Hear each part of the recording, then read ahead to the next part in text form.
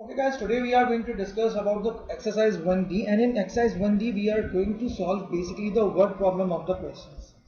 A wire of length 200 centimeter is cut into two parts. You have a wire that is, and the length of that wire is 200 centimeter, and you have cut that wire in two parts. And then from these two parts you bend them and form a square. आपके पास एक wire मौजूद है जिसकी length 200 centimetre के बराबर है. आपने उसको दो हिस्सों में काटा और उन दोनों हिस्सों से आपने स्क्वायर बना लिया. स्क्वायर का मतलब you have prepared a shape in which every side is equal. ठीक है. इसका मतलब क्या हुआ, अगर मैं उन दोनों स्क्वायर के पेरीमीटर को ऐड करूं तो वैल्यू 200 के बराबर आनी चाहिए. क्यों? क्योंकि आपने 200 सेंटीमीटर के वायर को दो हिस्सों में काटकर, जो कि इक्वल नहीं थे, वो इक्वल नहीं थे, आपने उसको दो हिस्सों में काटा और दो हिस्सों में काटने के बाद आपने उससे दो स्क्वायर बना लिए. It means the perimeter of both square must be equal to 200 centimetre. ये पहला पॉइंट समझ में आया. Sum of perimeter of both square is 200 centimeter because you have prepared these square from a wire of length 200 centimeter. Got it? ये पहला point clear हुआ बेटा? Yes sir. आगे बढ़ते हैं. In part 2, if we consider x as the side of the smaller square, we have two squares, a larger one and a smaller one, and we have considered the side of the smaller square is x, and we know that area of square equals to length के square. Area of square का formula क्या होता है? Length का square. So अगर smaller square की side x के बराबर है तो इसका एरिया x, उसका एरिया x स्क्वायर के बराबर हो जाएगा. यहां तक ये बात समझ में आई? No sir. देखो, हमारे पास एक वायर मौजूद है 200 सेंटीमीटर का. हमने उसको दो हिस्सों में कट कर दिया. दो हिस्सों में कट करने के बाद हमने उससे दो स्क्वायर बनाए. इसका मतलब इन दोनों स्क्वायर का पेरीमीटर 200 के बराबर होना चाहिए क्योंकि ये दोनों 200 सेंटीमीटर के वायर से बनाए गए. पहला पॉइंट तो ये यस था. सर. दूसरा पॉइंट ये था कि ठीक है जी, मेरे पास एक स्क्वायर स्मॉलर मौजूद है, एक स्क्वायर ग्रेटर मौजूद है. अगर मैं स्मॉलर स्क्वायर की एक साइड को x के बराबर ले लेता हूँ और मुझे पता है कि एरिया ऑफ स्क्वायर का फॉर्मूला क्या होता है जनाब, स्क्वायर के एरिया ऑफ स्क्वायर का फॉर्मूला होता है किसी भी लेंथ का स्क्वायर लेना. तो अगर मेरे पास एक साइड की वैल्यू x के बराबर है तो एरिया की वैल्यू x स्क्वायर के बराबर होनी चाहिए. Yes sir. तो इसका मतलब अगर स्मॉलर स्क्वायर की एक साइड x के बराबर है तो उसका एरिया x स्क्वायर के बराबर होना चाहिए. और क्वेश्चन में एक चीज गिवन है, that the larger area, the area of the larger square is 9 times greater than that of a smaller square. इसका मतलब क्या हुआ, if the area of the smaller square is x square, then the area of the larger square is 9 times. मतलब you need to multiply 9 with x square, so the area of the larger square equals to 9x square. ये concept clear हुआ? जल्दी से बताओ. Yes sir. ठीक है, आगे बढ़ते. Similarly, the area of the larger square will be 9x square. अगर मेरे पास स्मॉलर स्क्वायर का एरिया x स्क्वायर के बराबर है, then according to the condition given in the question, the area of the larger square equals to 9 times, तो it could be 9x square. area of the larger square 9x square के बराबर हो जाएगा. अब आगे बढ़ते हैं. The length of the side of greater square can be found by, area का फॉर्मूला होता है एरिया इक्वल्स टू लेंथ का स्क्वायर. तुम्हें सीधे हाथ पर पॉइंट टू रिमेंबर लिखे हुए नजर आ रहे होंगे, नजर आ रहे हैं? Area of square equals yes. To length का स्क्वायर. सो अगर मैं एरिया ऑफ स्क्वायर का अंडर रूट ले लूंगा तो मेरे पास लेंथ की वैल्यू आ जाएगी. Yes sir. तो हमारे पास सिचुएशन क्या बन गई है, लार्जर स्क्वायर का एरिया है 9x स्क्वायर के बराबर, and if you need to square root of this you can find the value of length, that is length of side of larger square equals to under root 9x square, and under root 9x square equals to positive negative 3x, and we cannot consider negative 3x as the value of the side because length can never be negative. इसका मतलब larger square की side की value 3x के बराबर हो गई. यहां तक कोई मसला? No sir. आगे बढ़ते. We have the total perimeter. हमारे पास दोनों स्क्वायर के पेरीमीटर बराबर थे किसके? 200 सेंटीमीटर के. अब जरा गौर से देखना, जरा गौर से सुनना. स्मॉलर स्क्वायर की साइड की लेंथ क्या थी? स्मॉलर स्क्वायर की साइड की लेंथ क्या थी?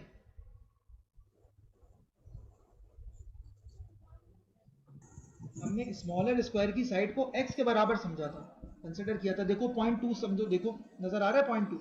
If we consider Yes, x sir. as the side of the smaller square के साइड को हमने x के बराबर लिया था, तो मैं पेरीमीटर कैसे मालूम करूंगा स्मॉल स्क्वायर का? Sir, x plus x plus x plus. Sir, मतलब मैं 2x तो plus 2x. 4x कंसिडर कर सकता हूँ.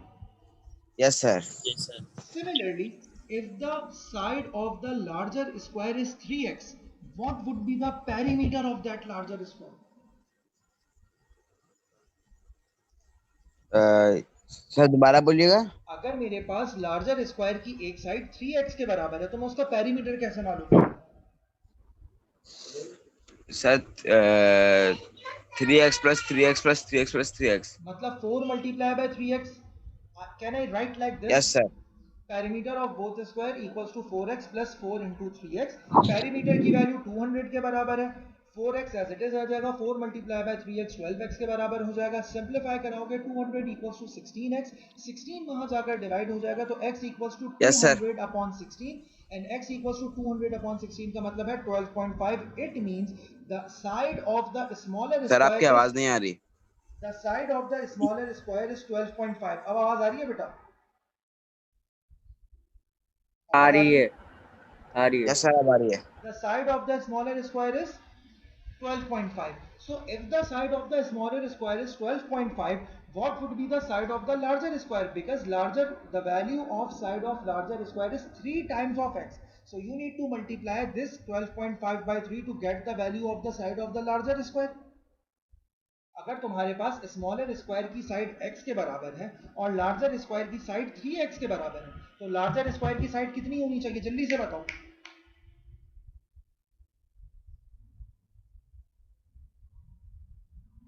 यूसुफ, आवाज आ रही है? यूसुफ, जी सर आ रही है. अगर तुम्हारे पास स्मॉलर स्क्वायर की वैल्यू स्मॉलर स्क्वायर की साइड x के बराबर थी और x की वैल्यू 12.5 के बराबर है, और लार्जर स्क्वायर की साइड तुम्हारे पास 3x के बराबर थी, तो तुम क्या करोगे लार्जर स्क्वायर की साइड मालूम करने के लिए? सर बोलो. 12.5 को 3 से मल्टीप्लाई कर देंगे. सिंपल. 12.5 को 3 से मल्टीप्लाई कर दोगे. और क्वेश्चन में तुमने क्या मालूम करना है? Perimeter of the larger square. So perimeter of the larger square can be found by perimeter equals to 4 multiply by 3x. x की वैल्यू 12.5 के बराबर. 4 3 is 12, तो 12 into 12.5 equals to 150 centimeter. So the perimeter of the larger square is 150 centimeter. Concept clear हुआ या नहीं हुआ? नौफिल, बहुत दिन बाद क्लास में आए हो बेटा, कहाँ थे इतने दिन से?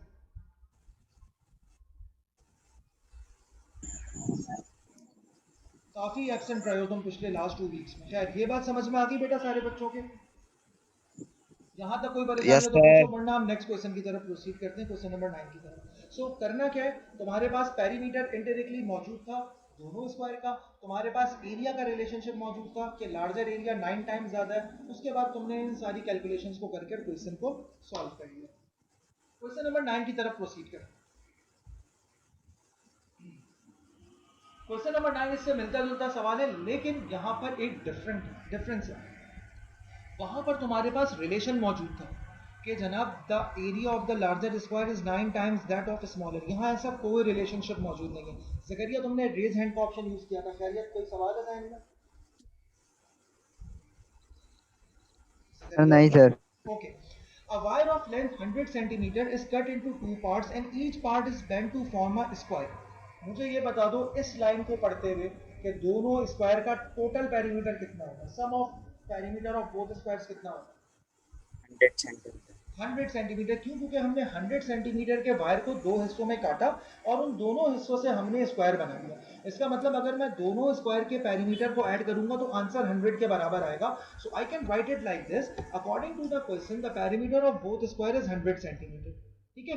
More over we don't have any relationship between their sides. हमारे पास साइड्स की कोई रिलेशनशिप मौजूद नहीं है, जैसे प्रीवियस क्वेश्चन में मौजूद थी that the square of the large area of the large square is 9 times greater. यहाँ ऐसी कोई सिचुएशन नहीं है. तो मैं ये कह लेता हूँ जनाब कि मेरे पास जो एक स्क्वायर मौजूद है उसकी साइड्स x के बराबर है और जो दूसरा स्क्वायर मौजूद है उसकी साइड्स y के बराबर है. और अगर पेरीमीटर की बात करूंगा तो एक स्क्वायर की पेरीमीटर 4x के बराबर हो जाएगा और एक स्क्वायर का पेरीमीटर 4y के बराबर हो जाएगा. ये लाइन समझ में आ गई तो आगे बढ़ते हैं. जल्दी बताओ. No sir. समझ आ गया? समझ नो आ सर। क्या चीज समझ में नहीं आई? सर ये पॉइंट समझ नहीं आया दोबारा। देखो, तुम्हारे पास दो स्क्वायर्स मौजूद हैं, ठीक है? एक स्क्वायर की साइड को मैंने x बना लिया, एक स्क्वायर की साइड को मैंने y बना लिया। ये चीज समझ में आई? सर क्योंकि यहाँ कोई रिलेशनशिप मौजूद नहीं है, जैसे पिछले क्वेश्चन में रिलेशनशिप मौजूद था, तो अब हमें थोड़ा सा हटकर काम करना पड़ेगा। तो अगर मेरे पास एक स्क्वायर जिसकी साइड x के बराबर है, उसका पेरीमीटर क्या हो जाएगा? जल्दी से बताओ। 4x। और जिसकी साइड y के बराबर है, उसका पेरीमीटर कितना हो जाएगा? 4y। और इन दोनों का सम किसके बराबर हो जाएगा? 100. 4y equals to 100। समझ आई ये चीज? Yes sir. 4 दोनों में कॉमन आ रहा है, कॉमन ले लो। 4 into x plus y equals to 100. 4 will be divided to the either side, so it would be right there. It can be written like this: x plus y equals to 100 upon 4 equals to 25. So x plus y equals to 25 and x equals to 25 minus y. यहाँ तक कोई मसला है तो जल्दी से पूछो। No sir. No, sir.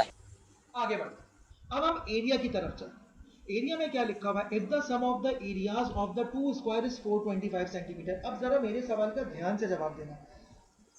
A square with the side x, what would be the area of that square? एक स्क्वायर है जिसकी एक साइड x के बराबर है, उसका एरिया किसके बराबर होगा? सर x स्क्वायर के। Very good. और एक स्क्वायर है जिसकी साइड y के बराबर है, उसका एरिया किसके बराबर होगा? y स्क्वायर के। तो x square plus y square 425 के बराबर होना चाहिए according to this condition given in the question. If the sum of the yes. Square, ये वाली कंडीशन समझ आ रही है? Yes sir. तो मैं इसको ऐसे लिख सकता हूँ: X square plus Y square equals to 425। यहाँ तक कोई मसला है तो जल्दी से बताओ। No sir. आगे बढ़ते हैं। हमारे पास अभी हमने वैल्यू निकाली थी एक, कि x बराबर है मेरे पास 25 माइनस वाई के। तो मैं इस यस इक्वेशन सर। के अंदर क्या x की जगह 25 माइनस वाई पुट करवा सकता हूँ? इस जगह पर 25 Yes, sir. Minus Y put करवा सकता यस हूँ। सर। और क्योंकि x Yes, के sir. ऊपर स्क्वायर लगा हुआ है, तो 25 माइनस वाई के ऊपर भी होल स्क्वायर आ जाएगा। So this equation can be written like this, कि जनाब 25 माइनस वाई का whole square plus Y square equals to 425। 625 minus 50y plus Y square equals to 425 plus y square would be added to get 2y square minus 50y will remain same. 625 minus 425 equal to 0. 2y square minus 50y plus 200 equals to 0. यहाँ तक कोई मसला है तो बताओ, because now you have the quadratic equation to solve. quadratic equation no आ चुकी sir. है, ऊपर कोई तरीका मेंशन नहीं है, आप इसको किसी भी मेथड से कर सकते हैं। So when you solve this quadratic equation, the solution of the equation are 20 and 5। इसका मतलब इस इक्वेशन के तुम्हारे पास दो सॉल्यूशन आएंगे और दोनों पॉजिटिव है, तो इसका मतलब तुम्हें दोनों सॉल्व करने पड़ेंगे। तुम्हारे पास y की वैल्यू 20 और 5 के बराबर आई है, तुम्हारे पास इक्वेशन मौजूद है। यहाँ पर एक दफा 20 पुट करवाओगे तो x की एक वैल्यू आ जाएगी, एक दफा y की वैल्यू 5 पुट करवाओगे तो x की दूसरी वैल्यू आ जाएगी, like this. Now put these values in the equation to get the value of x. X equals to 25 minus 20 equals to 5 और x equals to 25 minus 5 equals to 20। यहाँ तक कोई परेशानी है तो पूछ लो, वरना आगे बढ़ो। No sir. ठीक है? मतलब क्या है? देखो, ये इस तरह का सवाल तुम्हारे पेपर में 12 नंबर का आता है। अगर मैं पेपर 2 की बात करूं, सीआई के मैथ्स के पेपर की, तो इस तरह का सवाल 12 नंबर का आता है। मतलब पहले आपने वर्ड प्रॉब्लम से इक्वेशन बनानी है, फिर इक्वेशन को सॉल्व करना है, फिर इक्वेशन से कोऑर्डिनेट ज्योमेट्री, जो कि तुम अभी पढ़ोगे, अभी तुमने पढ़ी नहीं है, उसके पर्सपेक्टिव में इसको सॉल्व करोगे। तो 12 नंबर का सवाल। तो इस 12 नंबर के सवाल में सिर्फ शुरू के 2 स्टेप मुश्किल है, बाकी सारा काम तुम लोगों को आता है। So word problem is the key. 12 number का सवाल, जहन में सोच के चलना है इस तरह के सवाल। ठीक है? आगे बढ़े। Yes sir. आगे बढ़ते। यहाँ तक कोई मसला है तो पूछ लीजिए, वरना आगे बढ़ते। No sir. Question number 10. A group of students is on a sightseeing tour. Consider 9 commerce is going to a sightseeing tour. And I don't know the number of students in 9 commerce right now, according to the question. ठीक है? 9 commerce contributed some values which sums up to $120. 9 commerce के हर बच्चे ने 9 commerce के हर बच्चे ने कुछ पैसे जमा किए, और उन पैसों को जमा करने के बाद जो टोटल वैल्यू आई वो $120 के बराबर आई। इसका मतलब क्या हुआ? 9 कॉमर्स के बच्चों ने टोटल पैसे जमा कर लिए $120। ठीक है? यहां तक बात समझ में आई? अब अगर Yes, 10 sir. बच्चे थे तो हर बच्चे ने $12 जमा किए, अगर 12 बच्चे थे तो हर बच्चे ने $10 जमा किए, अगर 6 बच्चे थे तो हर बच्चे ने जो है वो $20 जमा किए, अगर 20 बच्चे थे तो हर बच्चे ने $6 जमा किए। ये कहानी समझ में आ गई? पहला पॉइंट, एक group Yes, of sir. Students sight seeing tour पर गया और उन सब ने आपस में जब पैसे जमा किए तो वो $120 के बराबर हुआ और हर बच्चे ने इक्वल पैसे जमा किए। सही है? Yes, sir. अब आगे की बात, अब दो बच्चे और आ गए, उन्होंने कहा हम भी जाएंगे। अब जब वो बच्चे इसके अंदर ऐड हुए तो वो वैल्यू जो पहले लेट से 10 बच्चे थे तो $120 के हिसाब से हर बच्चा $12 दे रहा था। अब जब वो दो बच्चे मजीद क्लास के अंदर इंडक्ट हो गए ग्रुप के अंदर, तो अब हर बच्चे ने $2 कम पे करने, मतलब अगर पहले कोई $12 पे कर रहा था तो अब वो $10 पे करेगा, अगर कोई $10 पे कर रहा था तो अब वो $8 पे करेगा, एंड सो ऑन। ठीक है, ये कॉन्सेप्ट क्लियर हुआ? Yes, sir. अब इसको समझना शुरू करते हैं कि इसको लिखेंगे किस तरीके से। Let suppose the number of student is x, हमें नहीं पता कि उस साइट सीइंग टूर के अंदर कितने स्टूडेंट्स थे, तो मैंने उसको x से कंसिडर कर लिया। ठीक है, जो कि हम नॉर्मली करते हैं। मैं तुमसे कह रहा हूं कि जनाब पूरी क्लास ने $120 जमा किए थे, एक बच्चे का कैसे मालूम करूं? 120 डिवाइड कर 120 देंगे. Divide by x। Very good, 120 divided by x। इसका मतलब क्या हुआ, अगर सारे बच्चों ने मिलकर $120 जमा किए हैं और हर बच्चे ने इंडिविजुअल सेम वैल्यू जमा की है, तो मैं क्या करूंगा, 120 को टोटल वैल्यू से डिवाइड करवा दूंगा, तो मेरे पास हर बच्चे का शेयर आ जाएगा। ये कॉन्सेप्ट क्लियर हुआ? तो ये Yes, समझ sir. नहीं आया। देखो, तुम्हारी जी क्लास सर। में लेट से 10 बच्चे हैं, ठीक है, हर बच्चे, सब बच्चों Yes. ने बराबर बराबर के पैसे जमा किए, तो तुम्हारे पास आ गए $100। अब तुम जानना चाह रहे हो कि हर बच्चे ने कितने पैसे जमा किए, तो तुम क्या करोगे, 100 को किससे डिवाइड करोगे? 10 से। तो अब वहां तुम 10 से करोगे क्योंकि वहां total value, total number of students 10 थे, जहां टोटल नंबर ऑफ स्टूडेंट्स कितने, X। तो हम यहाँ x से x। डिवाइड करेंगे। कॉन्सेप्ट क्लियर हुआ? Yes sir. आगे बढ़े, यस आगे सर। बढ़ते हैं। Yes, sir. When two more students join the group, जब दो बच्चे, दो बच्चों ने ग्रुप ज्वाइन कर लिया, बेटा एक मिनट होल्ड करना जरा, बस एक मिनट। हाँ ठीक है, चलो। अब जब दो बच्चों ने ग्रुप ज्वाइन कर लिया तो वो डॉलर जो पहले हर बच्चा जमा कर रहा था, लेट से आपकी क्लास में 10 बच्चे थे और हर बच्चे ने $12 दिए थे, अब वो $12 नहीं देगा, अब वो $10 देगा, क्योंकि उसको $2 कम देने पड़ेंगे। रिड्यूस्ड बाय का मतलब है दो, रिड्यूस्ड बाय का मतलब है सब्ट्रैक्ट, पे $2 लेस का मतलब है सब्ट्रैक्ट।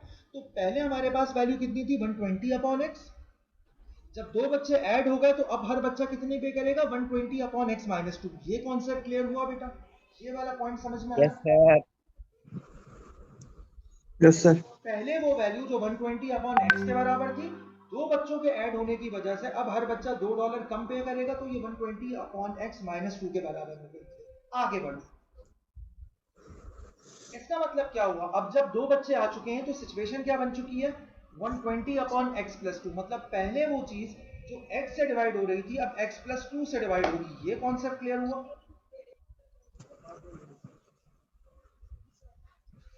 बेटा यहां तक बात समझ में आई? Yes, sir. यस सर, आ गई। तीनों स्टेप समझा देता हूं।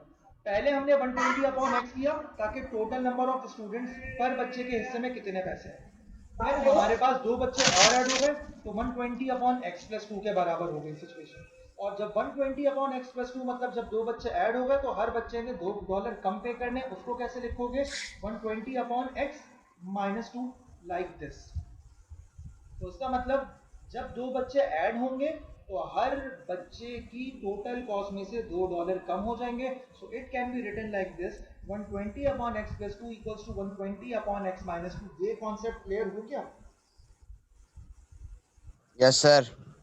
ठीक है, सिर्फ समझने की बात क्या है, वो समझने की बात समझ लो इस जगह पर भी।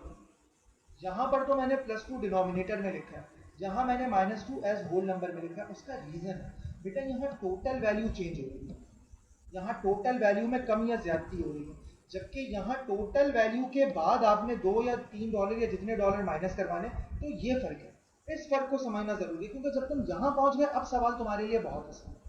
अब तुम क्या करोगे, सबसे पहले एलसीएम लोगे। एलसीएम लोगे तो तुम्हारे पास इक्वेशन बन जाएगी 120 upon x plus 2 equals to 120 minus 2x upon x. LCM लेने का तरीका मैंने सिखाया है कि when you have to add और subtract one whole number and one fraction, all you need to multiply the whole number by the denominator of the fraction, LCM has been taken। आपने क्या करना है, फ्रैक्शन के denominator से whole number को multiply करवा दीजिए, एलसीएम हो गया। ठीक है, यहां तक कोई मसला? क्रॉस मल्टीप्लाई करवाइए, बोलो बेटा। क्रॉस मल्टीप्लाई करवाओगे, क्रॉस मल्टीप्लाई करवाने के बाद इक्वेशन बन जाएगी 120x equals to 120x minus 2x square plus 240 minus 4x। Simplify करवाओगे 120x माइनस 120x हो जाएगा cancel, plus 2x square minus 240 plus 4x can be written like this that 2x square plus 4x minus 240 equal to 0। आगे quadratic equation, यहां तक कोई मसला? No sir. Yusuf, Naufal, Talha और उमर, और अब उमर और पता नहीं क्या डिफरेंट है, राउजैन, इस्बा, नौफल, जकरिया, उमर, नो शराफत। ठीक है, अब जब तुम इसको No, क्वाड्रेटिक sir. फॉर्मूले से, क्वाड्रेटिक इक्वेशन से या मिडिल टर्म ब्रेक से सॉल्व करोगे तो तुम्हारे पास दो सॉल्यूशन आएंगे 10 और -12। मैं सॉल्व नहीं कर रहा because you know how to solve these kind of questions. क्या -12 हम कंसीडर कर सकते हैं? No, sir. Number of students can never be negative, either it is 0 or positive। so इसका मतलब क्या हुआ, हमारे पास इनिशियली ग्रुप ऑफ स्टूडेंट्स जो थे वो 10 बच्चों के ऊपर थे, और जब हमने 2 बच्चे और ऐड किए so the answer is 12 now, क्योंकि इनिशियली हमारे पास ग्रुप ऑफ स्टूडेंट्स में 10 बच्चे हैं। x की वैल्यू 10 के बराबर होगी। और अगर आपसे कहा जाए कि जनाब फाइनल वैल्यू कितनी है, तो क्योंकि 2 बच्चे और ऐड किए थे तो 10 प्लस 2 बराबर हो जाएगा 12। समझ आई ये चीज? Yes sir. Yes, sir. यहाँ तक कोई मसला किसी बच्चे के? तो सर No, sir. अब जब तुम लोग गूगल क्लासरूम में जाकर क्वेश्चंस उठाओगे तो तुम्हें क्वेश्चन इससे मिलते जुलते मिलेंगे, लेकिन क्वेश्चन सॉल्व करके मुझे दोगे कब? मुझे सबसे पहले तो ये बात बताओ मुझे।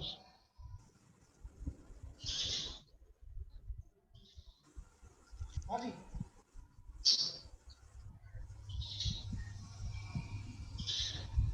मुकम्मल सन्नाटा।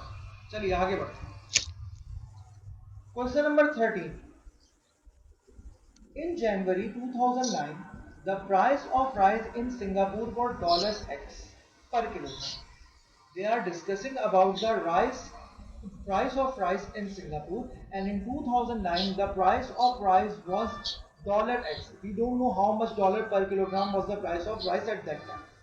ठीक है, एक फूड केटरिंग कंपनी है that spent averaging $350 on rice each month। अब इसको समझो इस तरीके से, लेट्स से यू हैव 5000 और you have 35,000 rupees Pakistani to purchase rice every month.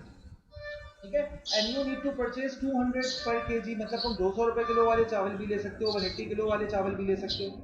तो सवाल पे सबसे पहली कंडीशन क्या बता दी गई है, price of rice in Singapore was $X because it is unknown.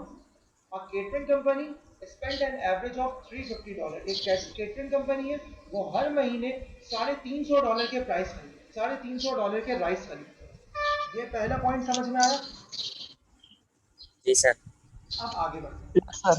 पहली बात, write down an expression in terms of x for the average amount of rice that this food company ordered in January 2001।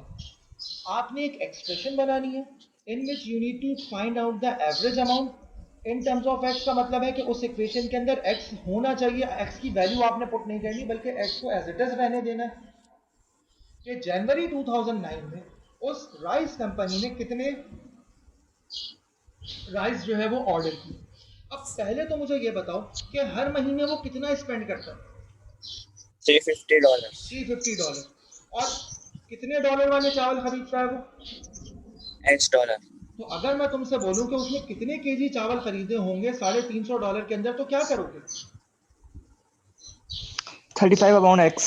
350 upon. सही है बेटा, ये चीज समझ में आई? Yes sir. ये चीज जिसकी समझ में आ गई, क्योंकि इसके बाद बस एक ही स्टेप मुश्किल है, उसके बाद तुमने सिर्फ इक्वेशन को सॉल्व करना। तो पहले तो मुझे ये बताओ कि ये वाला स्टेप क्लियर हुआ या नहीं? That particular company spent $350 per month on purchasing of rice, and they purchase X dollar per kg of rice. So if I need to find the average spending, so I can find it by 350 divided by X. यहाँ तक अगर किसी बच्चे को किसी भी किस्म का मसला है वो पूछ सकता है, वरना हम आगे बढ़े। Yes, sir. तलहा, नौफिल, जैन, उमर, जकरिया, यूसुफ। Yes, sir. और अगर जी किसी का सर। नाम Yes, नहीं, sir.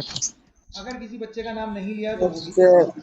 Yes, चलिए आगे sir. बढ़ते हैं, आगे बढ़ते हैं। अकॉर्डिंग टू पार्ट टू, अब पार्ट टू क्या कह रहा है? इन जनवरी 2012 the price of each kilogram of rice had increased by 15 cents। 2012 जनवरी में जो राइस की प्राइसेस थी वो $15 सेंट बढ़ गई। मतलब अगर पहले एक 1 kg राइस $1 का था तो अब वो $1.5 का हो गया। सेंट का मतलब होता है जैसे हमारे यहाँ पैसे होते हैं ना, रुपए की जो डिनोमिनेशन होती है वो पैसों की फॉर्म में होती है, वैसे ही डॉलर की डिनोमिनेशन सेंट्स की फॉर्म में होती है। $1 में 100 सेंट्स होते हैं, ठीक है। Given that the company continued to spend $350 on rice each month, वो कंपनी अभी भी हर महीने $350 ही स्पेंड कर रही है चावल खरीदने। Write down an expression in terms of x, again in terms of x, for the average amount of rice ordered in January 2012। इसका मतलब क्या हुआ? वो कंपनी अभी भी $350 ही खर्च कर रही है चावल खरीदने पे, लेकिन अब उन चावलों की कीमत में 15 सेंट का इंक्रीमेंट हो गया। मतलब पहले वैल्यू अगर x के बराबर थी तो अब वो वैल्यू x प्लस 0.15 के बराबर हो गई है, मतलब 15 सेंट का इंक्रीमेंट आ गया। So can we write it like this? So can I write it like this, 350 upon x plus 0.15? यहाँ तक कोई मसला है तो बोलो। पहले हमारे पास पर केजी राइस कितनी थी? $x, तो हमने 350 को x से डिवाइड करवा दिया। अब हमारे पास पर केजी डॉलर की वैल्यू 15 सेंट बढ़ चुकी है। 15 सेंट का मतलब हुआ 15 अपॉन 100, 15 अपॉन 100 इक्वल्स टू 0.5। इसका मतलब नाउ द प्राइस ऑफ पर KG of rice is x plus 0.15। ये कॉन्सेप्ट क्लियर हुआ?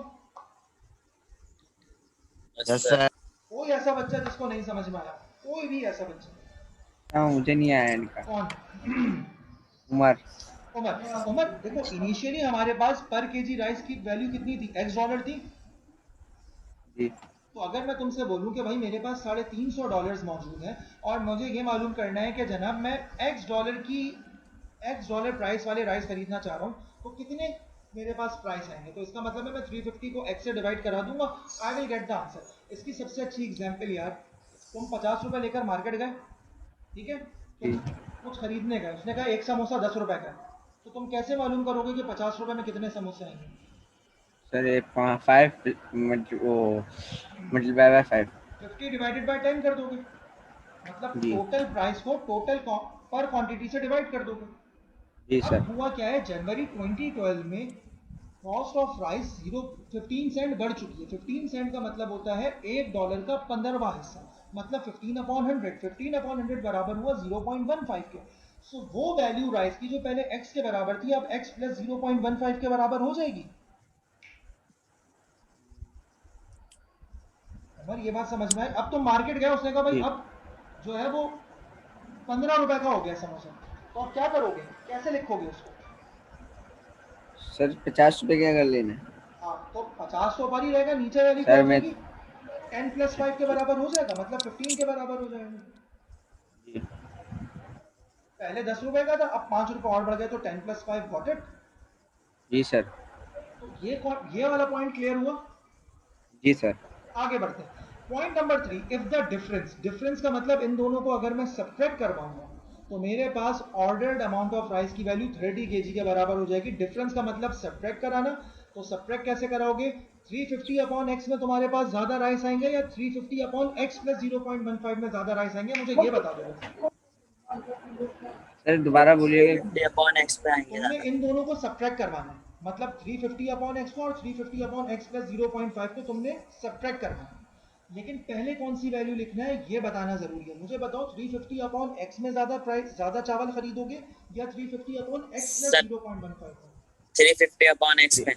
क्यों बेटा? डिनोमिनेटर जितना छोटा होता है ओवरऑल वैल्यू उतनी बड़ी होती है, तो x की वैल्यू छोटी है x प्लस 0.15 के मुकाबले में, इसलिए 350 अपॉन x पहले लिखा जाएगा। ये पॉइंट क्लियर हो गया? Yes, Yes, sir. sir. अब जब तुम इसको सिंप्लीफाई करोगे, अब तुम्हारे लिए ये कहानी एलसीएम लेना है, एलसीएम लेने के बाद सिंप्लीफाई करोगे, सिंप्लीफाई करने के बाद तुम्हारे पास क्वाड्रेटिक इक्वेशन आ जाएगी। ये तुम्हारे पास क्वाड्रेटिक इक्वेशन आ चुकी है, लेकिन यहाँ पर रुकिए, यहाँ पर इन्होंने एक और मुश्किल डाल दी कि आपके पास 30x square plus 4.5x minus 52.5 आ रहा है, इनको आंसर इस फॉर्म में चाहिए। उसके लिए क्या करोगे? बहुत आसान है, समझ लो बेटा। तुम्हारे पास अभी वैल्यू आई है 30 के बराबर, तुम्हें वैल्यू चाहिए 20 के बराबर, क्या करोगे? कॉमन ले सकते हैं सर। कॉमन लेकर भी कर सकते हो, लेकिन इसका मैं सबसे आसान हल बता देता हूँ बेटा। 30 और 20 के दरमियान रिलेशनशिप निकालोगे, मतलब 30 को 20 से डिवाइड कराओगे तो आंसर आएगा 1.5। आंसर कितना आएगा? 1.5। इस पूरी इक्वेशन को 1.5 से डिवाइड करवा दो, ये लो आंसर आ जाएगा तुम्हारे पास। कभी भी अटको, चोर रास्ते हाथ में होंगे, मैथ्स बहुत आसान है, चोर रास्ते हाथ में होने चाहिए। तुम्हारे पास क्या वैल्यू आई थी? 30x स्क्वायर, इनके पास क्या वैल्यू आई थी? 20x square. परेशान मत होइए, अपनी वैल्यू को इनकी वैल्यू से डिवाइड करवाइए, जो आंसर आए उससे पूरी इक्वेशन को डिवाइड करवाइए, तो तुम वहीं पहुंच जाओगे जहां पर इस वक्त ये मौजूद। समझ आई ये चीज? Yes, sir. Yes sir. कोई परेशानी? आगे बढ़े।